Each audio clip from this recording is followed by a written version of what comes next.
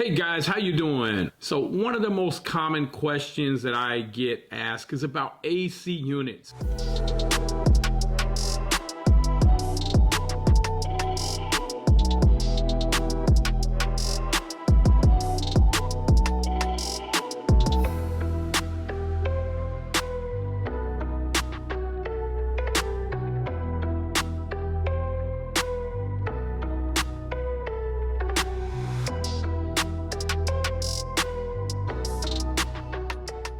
So whenever you guys think you have it rough and you got one AC unit, think about this. We're downtown in a very tight area. We can't get a crane down there. We had to get these AC units up on the roof. Everybody's telling me it can't happen. We can't do it, blah, blah, blah. We're going to have to carry them up through the walls, this and that, and it's not big enough to open in. I said, you know what? Went and got a 65-foot lift, put everything up on the roof. Look at this video footage here. And we even had to take some of the wood that was on site and we had to build out a pallet to carry the stuff up. So, hey man, I'm glad I ain't get no pictures of the tires because OSHA will probably be all over us. We love you, OSHA. But the guy charged me $560 to do that. A crane would have cost me $200 an hour for our minimum, which would have been $800. But a crane wouldn't even have got it done. And we would have had to do all this other stuff. And listen, sometimes you just got to decide that you're going to get something done. You got to figure it out. And that's all contracting is about. And that's why to be really successful in real estate, and I ain't saying you can't, but most people who are really successful are vertically integrated. You have several different parts when you have an AC unit, but to break it down and not get too complicated, not get into pressures and just, okay, so you have an outside condensing unit.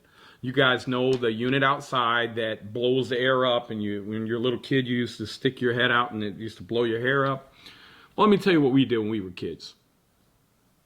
We didn't know any better. We had darts, and so we would go around to the apartment complex and we were throwing darts in these things, and we thought it was cool because the Freon was blowing out. We didn't find out until a couple years later in school that Freon was destroying the ozone layer. So, hey, sorry, man. So now every time I get something torn up on one of my properties, tenant, kid tears it up, I just say, well, I guess I deserve that. That's what I did when I was a kid. So what does the outside unit do? Why does it have hot air coming through the top of it? So what it does is it takes the vapor, the Freon, it compresses it into a liquid. As it turns into a liquid, it gets hot. It goes through a really small line. The 410A unit is a 3/8 inch line. I think the old R22 units were a 1/4 inch, but the new ones are a little bit bigger. And so what it does is and that's one of the things you got to pay attention to, because if you are switching from an R22 to a 410 and it's a longer line, that 1/4 inch line, it's called a line set, and I'll go into that later, is not going to be big enough to service the 410 unit. As you compress that vapor from a gas to a liquid, it gets hot. Now it's going to the inside of your unit to cool your unit, but it's hot. So it has a piston or like an orifice that comes in and slows it down. Then what happens, it goes from a little small line set and it opens up and gets into a bigger set. And that's these coils that go like this, back and forth and back and forth. Show them a picture of an A coil right here. And so what happens, that air comes up through the bottom of the A coil. It has all these aluminum slats in it, and it's cool. It's typically between 38 and 42 degrees is what the Freon is. So as it comes through the unit, it's picking up the air, it's going out into your unit, and it's typically should be between 16 and 22 degrees cooler than the air coming in. So keep this in mind. Let's say you come in your house, it's 80 degrees. And let's just use 20. That means that you're gonna have a cold air return, which they call a cold air return, but it's actually a hot air return because hot air is gonna rise. You wanna pick up that hot air.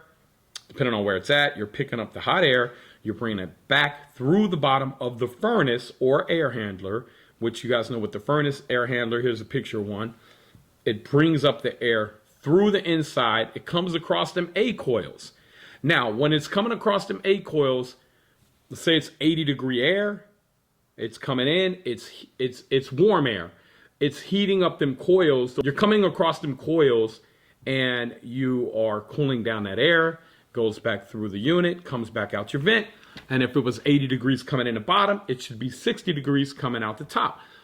coming out your vent registers. So what happens is eventually it'll drop down from 80 to 75, and then you don't have 60-degree air coming out, you have 55-degree, and that's how it continuously cools.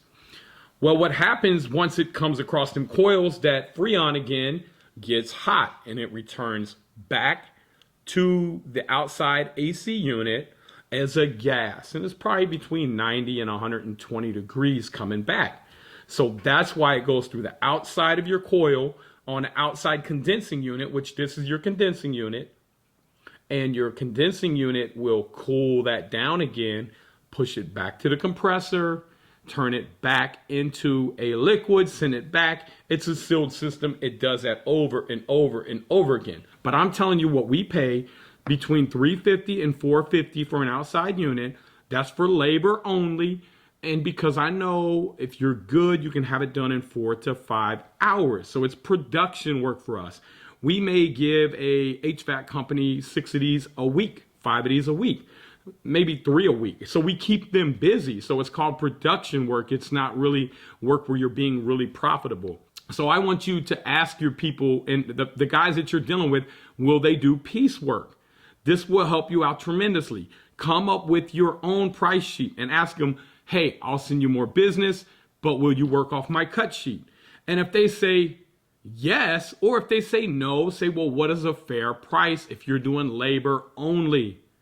And one of the catches is they usually want to be paid pretty quick at the end of the job. So that's an accounting nightmare. So what we do is if we have the invoice in by Tuesday, we'll pay by Thursday. We do ACH. We have a great team of controllers. Boom, they get the money out. Me, my partner Matt, we're usually the ones that review the bills. Or Mike, but Mike most of the time is dealing with other stuff. And Matt Henderson, that's a good friend of mine. We own a lot of units together.